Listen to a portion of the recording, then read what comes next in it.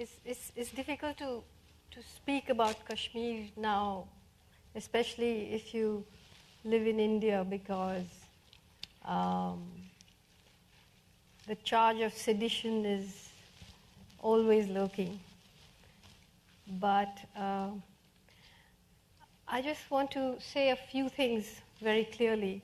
One is that while India brutalizes Kashmir, in so many ways, that occupation brutalizes Indians. It turns us into people who are able to bear a kind of morally reprehensible behavior which is done in our name. And the fact that so few Indians will stand up and say anything about it is such a sad thing. It's such a sad thing. Just to put things slightly in perspective, when the United States attacked Iraq, it deployed 165,000 soldiers. There are 700,000 soldiers in Kashmir.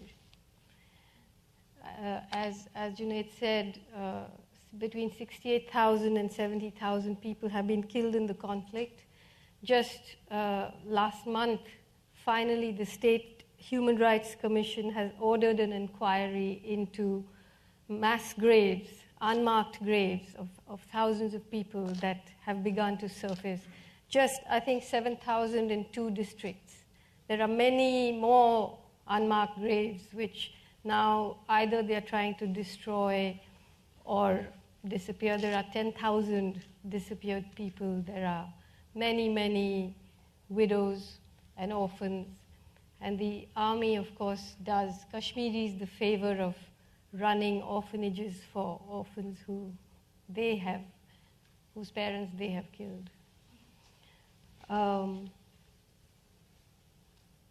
I think that it's worth studying the brilliance of the Indian occupation of Kashmir, because it is nothing short of brilliant that what is going on in Kashmir should have been going on for all these years, and so few people know about it.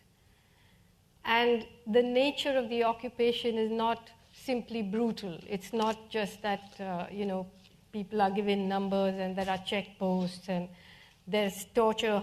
About 100,000 people have been tortured. Kashmir has its Abu Ghraibs across the valley. The most horrible one, for some reason, is fondly called Papa 2. Of course, I should say that there is torture and encounters and fake encounters, a very Indian term for summary execution by police or armed forces all across India. But the scale at which it's been happening in Kashmir in the past, I think, it's remarkable that the world has not paid attention to it. But in 1989, when actually the first major armed insurrection began, I think what happened was that thousands of young Kashmiri men crossed the border and were given arms by Pakistan. And it wasn't as though there was a very disciplined movement that then trained guerrillas to be political people who came across the border. It was like almost anybody who wanted a gun could get one. So there was an orgy of violence which was then violently crushed. But today, what you're seeing, even as the world speaks about the Arab Spring, 3 years in a row, there was massive, unarmed uprisings on the streets of Kashmir. And it isn't as though the army or the security forces were looking away. They were shooting into the crowd. They were killing young children. Stone pelters were being taken in, sodomized in prisons, having their fingernails pulled out. And if you look at, for example, what does it mean? What does it mean to live in an occupation where you have soldiers like you go out of this auditorium and you have to pass 15 checkposts before you go home. You have to watch your families and friends and parents and children being humiliated, or you have to watch somebody come to your home and pick up somebody and then they disappear in some army camp or some prison, and then the women have to go from prison to prison, from camp to camp, begging for news of someone who's been picked up. You can imagine the vulnerability of women who have to do that. They're not going to even complain about what happened to them because they have to do that to get some news of their loved ones. But beyond that brutality that you can understand, there are so many other devious ways in which people are controlled. For example, in 1989-90, when the uprisings first happened, the Indian government really had no way of knowing who are the leaders, who are the people, what is really the chatter going on.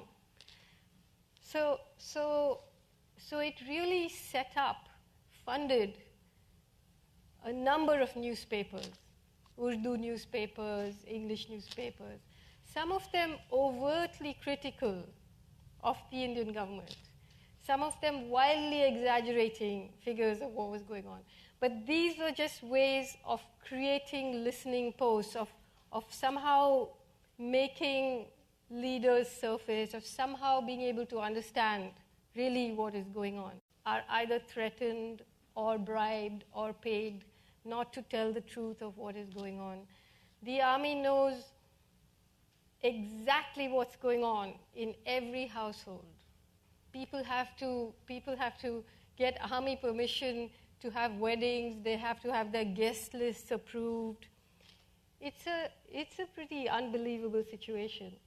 And yet, even today, even in this event, it was going to be what Kashmiris call a flyover project, in which either Indians or Pakistanis will discuss Kashmiris. Actually, Junaid had not been invited. I had to say, listen, I will not speak unless there's a Kashmiri person who's going to represent themselves, because I am not speaking on behalf of Kashmiris. I speak as a person who lives in India, who finds what is going on there absolutely morally reprehensible. And every time any debate in India begins, it has to begin with the declaration that Kashmir is an integral part of India. In fact, what does that mean? Actually, we barely know what India means. You know, India is not some natural condition. You know, it's not like a sort of cyclone or a natural phenomenon. In fact, the borders of India as a nation state were first marked out by the British. And Kashmir was never a part of India. It has historically been ruled by the Mughals, by the Afghans, and by the Dogras. Anyway, we can't get into the history of that. But the point is that, my point is that last year at some stage, a journalist stuck a mic in my face and said, "Madam, is Kashmir an integral part of India?" And I said, "No, it isn't." And for that, I continue to be threatened with being charged with sedition. But even President Obama, who when he was campaigning, did say that to solve the conflict in Kashmir was important in order to solve the conflict in that whole area. But by the time he visited India last year, he kept very quiet because he was trying to sell some aircraft and some Boeings, and you don't mess with your client's sensibilities when you're trying to sell something. So he kept very quiet about Kashmir, though he spoke about terrorism and human rights in every other place.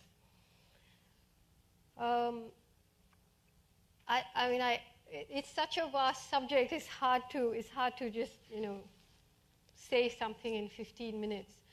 But there are other ways in which this occupation works. I remember talking to a friend who was telling me how the army, Junaid talked to you about elections. How do you really say that you have free and fair elections, even if you have a 90% turnout, when a place is occupied by hundreds of thousands of soldiers all day, all month, all week, all year long for 20 years? It's not a question of just pushing people on the end of a bayonet to the voting booth. There are so many subtle ways of controlling the population. And one of those ways I thought was amazing. A person was picked up in a village and taken to jail, where obviously he was being tortured and so on. And then a local politician went on a hunger strike, demanding the release of this person. Won a lot of support from people. But actually, it's a pact between the army and the politicians, right? We'll pick up a person, you go on a hunger strike, we'll release them, and then you will get the votes. So how? And every time there's an election in Kashmir, people are told that it's an election for local amenities. It's a municipal election, really. It's not about Azadi, because if you live in a military occupation, and if you don't have any representatives to go and plead your case somewhere, if someone has been picked up, someone has been killed, then you really are in a very, very serious situation. So the minute people go and vote, then they're told, this is a vote for India. Kashmiris want to be a part of India. Normalcy has returned. So I think we should open it up for questions. But I have traveled to Kashmir. I have very, very dear friends in Kashmir. I want to say quite unambiguously that I do not think that any country that calls itself a democracy has the right to force people to remain with it, in a militaristic way, in the way that India is doing. In order to prove that it's a secular country, it is brutalizing Kashmir. And this does not prove secularism in any way. So I'm pretty clear that I do believe that the people of Kashmir have the right to self-determination. They have the right to choose who they want to be and how they want to be. I don't believe that there can be any debate, any clarity, any honesty in that, as long as that military occupation continues. So initially, obviously, the first step would be to demilitarize, to withdraw this absolutely unbelievable law called the Armed Forces Special Powers Act, which allows even non-commissioned soldiers to kill on suspicion, that gives the army complete impunity.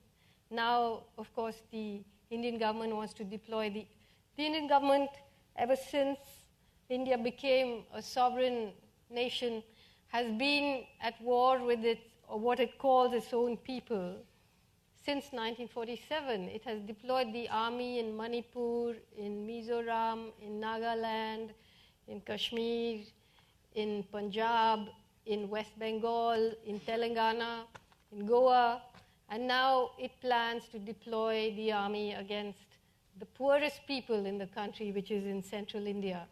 And for that, the army is asking for the Armed Forces Special Powers Act to be more or less promulgated all across the country. It may have a different name, but the provisions will be the same. So I think what I'd just like to say that in order to sort out the absolute horror that is unfolding in Afghanistan, the civil war that is breaking up Pakistan, Kashmir is a key issue. And none of this area will be, the conflict cannot be resolved unless Kashmir is resolved. And I can't see why the international community doesn't see that when you have two nuclear-armed states like Pakistan and India, there couldn't be a better thing than to have a buffer state like Kashmir between them, instead of it being a conflict that is going to spark a nuclear war. It could be a zone that would ensure peace in the region. Thank you.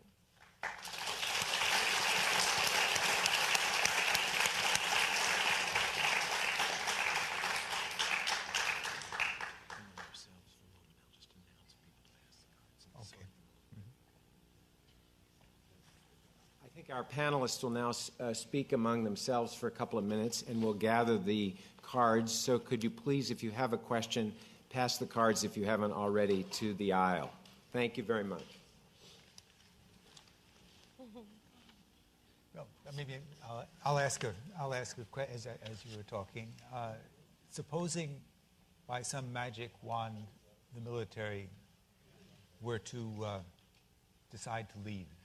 And in fact, of course, the current chief minister has asked that the Armed Forces Special Powers Act be withdrawn from certain parts, particularly in Srinagar and so on, gradually or slowly. What would, and the military, the pressure were off, as a thought experiment, what would Azadi then be? And would it be for the whole of Kashmir? Would it be just for the valley? Would it be for a broader area? What would it look? What would a freed Kashmir look like? Pankaj, you want to start, or just you want to? You start, Junaid, then I'll. Junaid? Well, having lived under a military occupation for so long, the first thing Kashmiris would do is not to have an army, as a free nation. The second thing, which is how would Kashmir look like? What are the borders going to be like?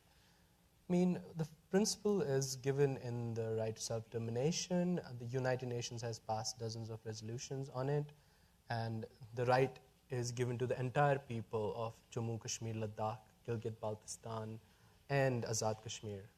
And all of the people of these regions have a right to decide if they want to be part of India, Pakistan, or be independent. And in my opinion, most Kashmiris unambiguously want political independence, and that extends beyond Kashmir Valley, but primarily in Kashmir Valley. And so that's one part of the question. And the question about how Kashmir would be is that, look, we are living between three nuclear powered countries, nuclear armed countries, India, Pakistan, and China. We can't but live on the fact that these countries have to have mutually good relations, for us to exist as an independent country. And what we also hope for is that a free Kashmir will be a space where India, Pakistan, and China could mutually resolve these issues and give up or start giving up their own militaristic, ambitions, start denuclearizing the entire region, But I think what Arundhati rightly pointed out, Kashmir is the key. It's the absolute knot around which this entire region is tied and will remain tied as long as it remains as it is. No, I mean, I agree. I think Kashmir has been seen far too long as a problem. We need to start looking at it as the solution in that region, which, offers the key, really begins to unlock a whole series of very complicated problems there. I think if you look at the way the Pakistani army has consolidated itself over the past decades, has become such a menacing institution, it's because Kashmir has been so much part of the whole Pakistani nationalist narrative, and no politician really can dare distance himself or their parties from it. So I think it's really good for all of us if we sort of focus on this particular issue and resolve it. And I think this is really the beginning of a larger peace in the region. And somehow, I don't know, I mean, as Arundhati said, I mean, Barack Obama came to power in 2008 with exactly these kinds of sentiments, with very explicit statements about how Kashmir is the key and that this is the central problem, we need to look at it, we need to resolve it, and gone silent since then. I think I just want to say a couple of things. One is that obviously when there is a colonizing state, and we in India know this very well, that during the Indian freedom struggle, the British were always pointing out to imperfections in Indian society, and there were many, and saying the natives are not ready for freedom, the natives really are not developed enough to look out for themselves, and all of that. Lots of that is happening between India and Kashmir. But one of the key things which a lot of people keep asking me is, the questioning of the idea of a nation state. And do you really support creating yet another nation state? And my answer to that always is that I do think there are a lot of serious problems with the idea of a nation state. But I think it's ridiculous to ask somebody at the periphery to start asking those profound questions. Let's in the heart of the US or in the heart of India start questioning the nation state before you ask a militarily occupied people to ask these profound questions, one. And the second is that this constant sort of demonizing of the Kashmiri struggle as, it's jihadis, they are Wahhabis, they are Islamists, they want to create another, Islamic Republic. First of all, we know that countries like the US don't really have a problem with Wahhabis because Saudi Arabia is a good example of that.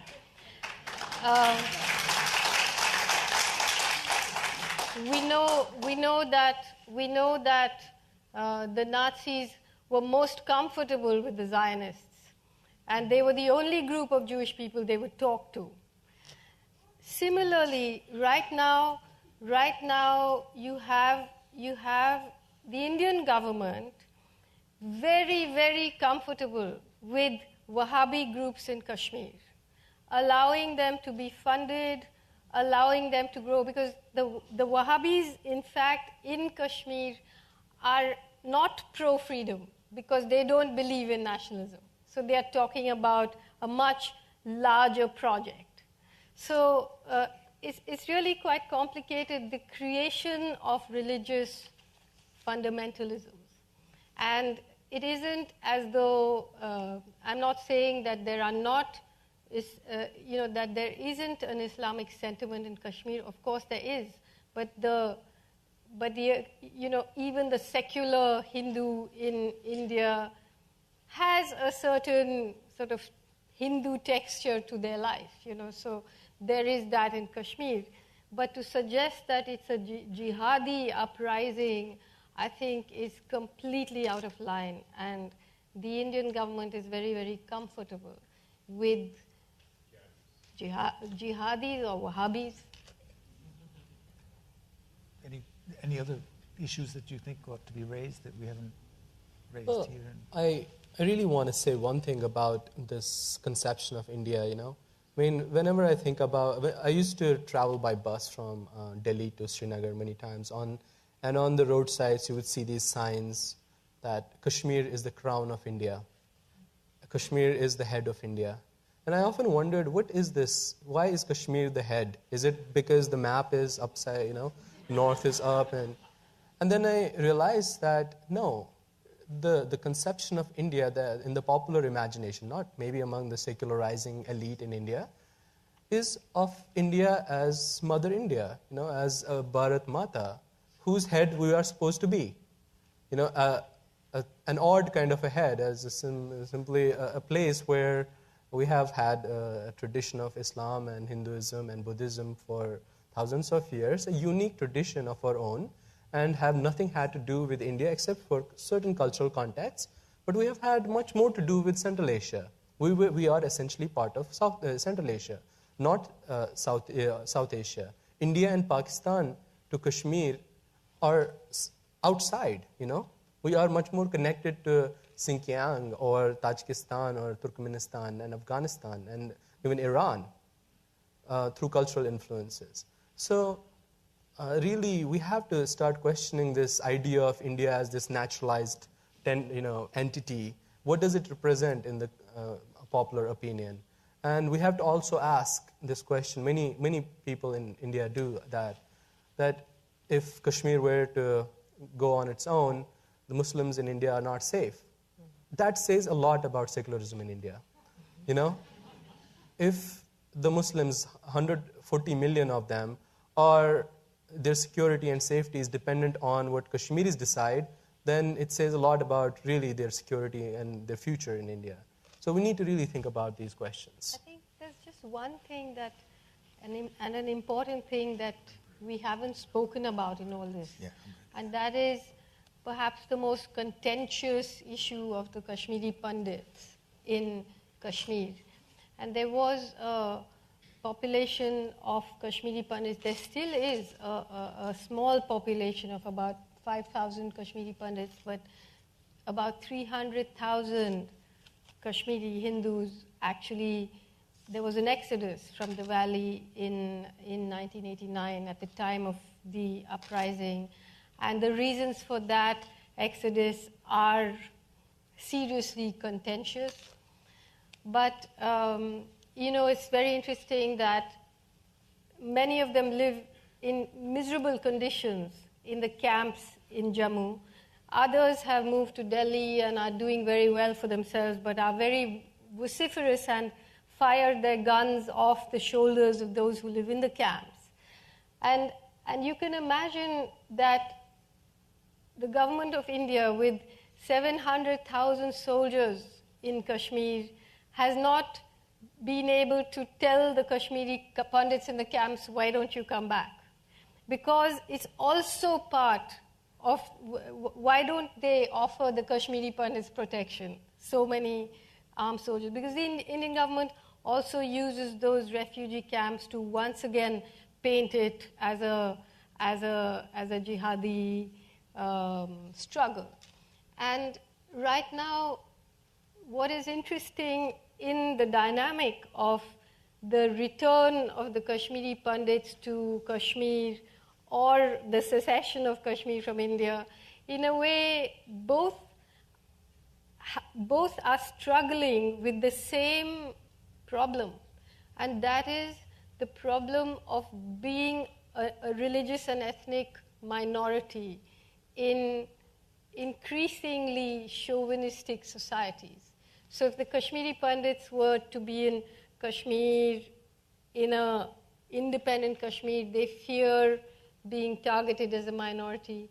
And the Kashmiris within India are targeted as a minority much more than even the rest of the 150 million Muslims who have now been pushed right to the bottom of the social ladder, where it's difficult for them. They live right at the bottom, along with the Dalits, which are the lowest caste in Hindu society. They've been ghettoized in many places like Gujarat, and targeted in so many ways. So it is really a battle of the imagination of minoritism, and why would anybody want to actually submit to that if they can help it? You want to say something about pundits? Oh, no, I just wanted to add. As a pundit yourself, you must. I just wanted to add to this. I mean, the whole idea of the nation state in a place like India or even China, where the certain minorities that become extremely vulnerable in this new nation state. And we are essentially creating the nation state on the ruins of older empires, a place like the Qing Empire. I mean, the whole Tibet problem really emerges from this, this curious post-colonial consolidation of the collapse of these empires, and you find no place for these minorities. You have this very heavily centralized nation state, and then you have these minorities. Now, previously, the relations with the state, with the center, were very different, were very differently mediated altogether. So, there were looser ideas of sovereignty around. There were just different way of, rethinking those relations. But now, with these very heavily centralized nation states, and increasingly, as you say, chauvinistic nation states, especially in the last decade or so, which they're so heavily invested in their international image. They're sort of this imminent international superpowerdom that a lot of Indian nationalists aspire to, and that has made this issue so much more complicated. I'm not interrupting because, in fact, half of these questions were about the pundits. Some more were things that we've already been talking about. But let me push the pundit issue a little bit more in this Azad Kashmir that we are thinking about. The hidden agenda, quite apart from the Wahhabis, you wrote in your 2008 piece about the Pakistani flags, the Islamic cast to what was going on in Kashmir. Certainly in the 89 to 91 period, that became increasingly evident.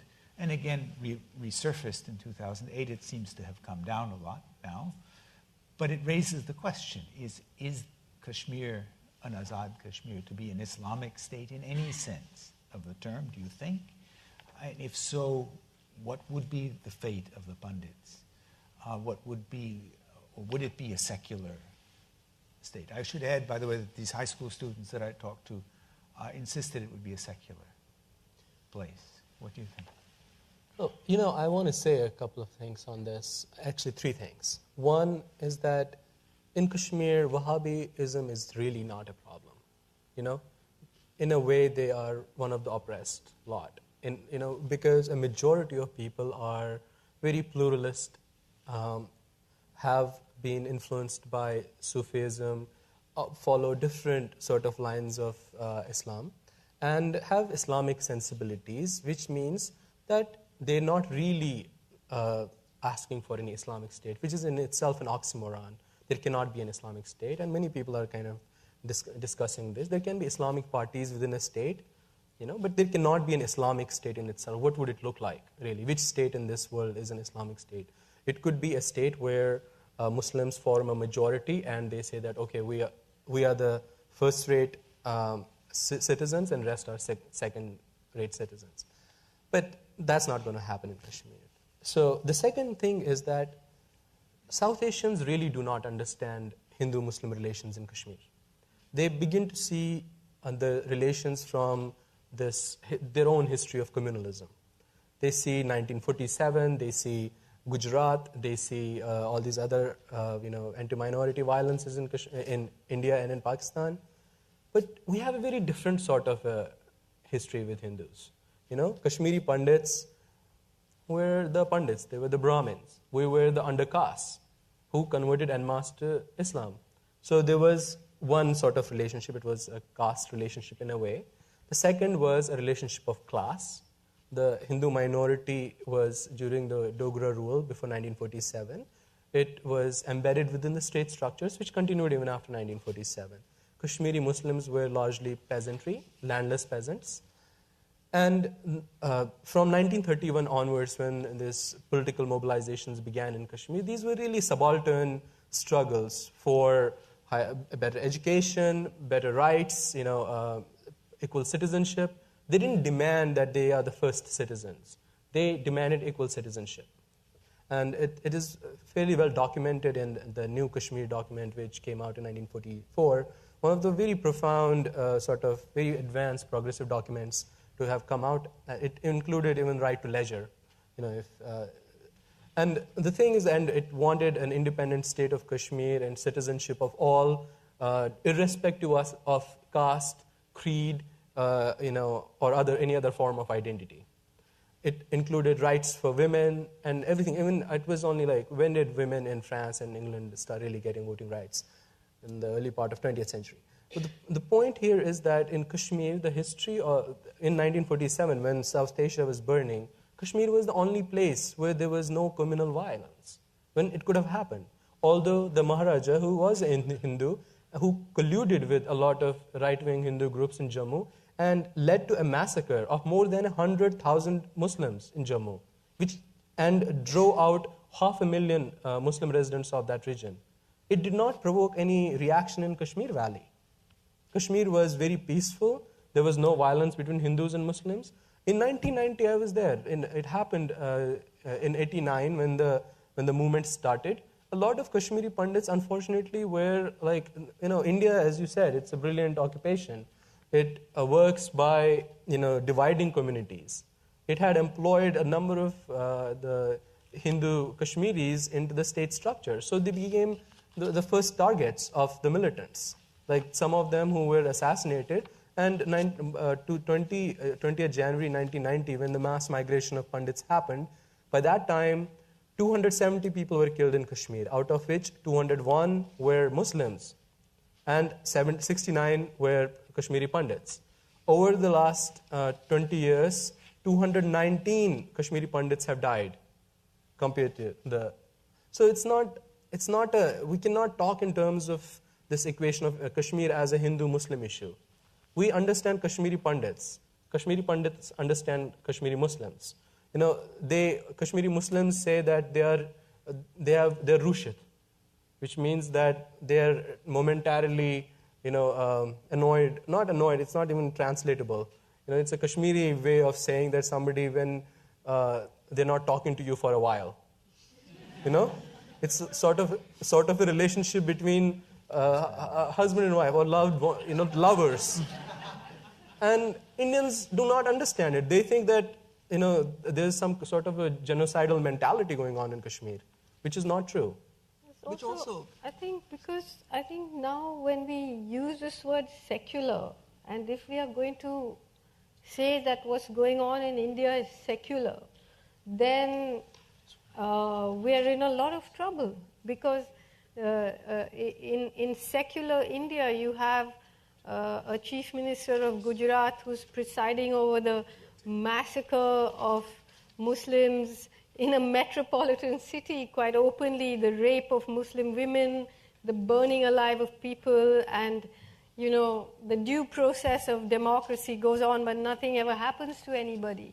And that is considered secular. He's called a great development chief minister, and now the Americans are getting increasingly happy with him because he's giving subsidies to Ford, and why don't you come and make some cars here, and we give you some loans, and come and dump your toxic waste here. We'd love that. Why don't you come and dismantle your ships here? So you can kill a few Muslims and then do that, and you're secular. So I think we'd have to find some other word for what we think we mean when we say secular. Yeah, and also find another word to acknowledge the traditions of religious coexistence and pluralism in a place like Kashmir. This is, pre-nation state.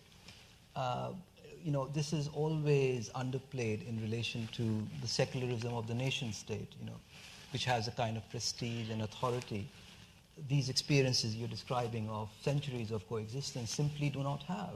And this is highly unfair. This is the way our whole discourse is structured about these concepts like secularism or the Islamic State, is that you always credit the secularism of the nation state with a kind of moral superiority it simply does not possess. I have to question the idea of secularism itself also in terms of the number of crimes that have been committed in its name. The entire history of modernity is has left traces of genocide, trails of genocide behind it. In India, Narendra Modi calls Congress a pseudo-secular party. He calls himself secular. BJP calls itself secular. We have to really think that what is being done in its name. In South Asia, or in Central Asia, we have a different sort of conception of mutual coexistence. Secularism has a Western genealogy. It came out of a specific history, church-state relations. In India or in Pakistan or in Kashmir and elsewhere in South Asia and Central Asia, we have to think in terms of these pluralist traditions, where the state itself loses its meaning as the sole, legitimate user of violence and stuff, things like that. We have to, when we begin to question these, notions of state and secularism and things like that, then we'll see our region in a very different light. Okay. Again, there's a huge number of questions here. Many of them are for Arundhati about other things, and others are about stuff. Those of you who are going to get a book signed might quickly ask her those questions, I think. There is one here about which I will translate it in a sense, about why, the question about why are we so ignorant about Kashmir? What is it, both from within India, why does the Indian media, why does the American media, why does the world media not pay more attention to Kashmir? What is it? What is it about, in that sense, that we're afraid of, perhaps? Well, let me try and answer that in a slightly roundabout way, if I may. You have 3 minutes before your closing statement. In the late 80s and the early 90s, when sort of American capitalism won its battle against Soviet communism in the bleak mountains of Afghanistan, as we know, a whole kind of radical Islam was created in order to fight the Soviets, and that also sort of percolated down into Pakistan, into Kashmir. And India sort of realigned itself from being one of the leaders of the non-aligned movement. It aligned itself completely and began to call itself a natural ally of Israel and the US. And it opened up its markets. And I often say it opened 2 locks. One was the lock of the Indian market, and the other was the lock of the Babri Masjid, which is this old mosque, which was a disputed site between Hindus and Muslims, because the Hindus believed that it was the birthplace of the Lord Ram, and of course the Muslims believed that Babur had built it. And when they opened that lock, it unleashed 2 kinds of totalitarianism into the area. One was economic totalitarianism, a kind of economic fascism, and the other was right-wing Hindutva. And both these manufactured 2 kinds of terrorists. One, the economic process has manufactured what the Indian government today calls the Maoist terrorist, and the other was the Islamist terrorist. And both allowed whichever government was in power, either the BJP, the Hindu right, or the Congress, to militarize, to become more and more a police state, using either this terrorist or that terrorist as an excuse. And but the fact that the Indian markets had opened and we were open for business now, and today India is one of the great sort of favorite finance destinations, meant that, for example, the absolute horror of the genocide of Muslims in Gujarat went more or less. I mean, imagine if Saddam Hussein had done it, there would have been a lot of noise. But here, because it was open for business, because the Prime Minister of India, Manmohan Singh, who was then at one point, he was the finance minister who did open up the markets. Now he's the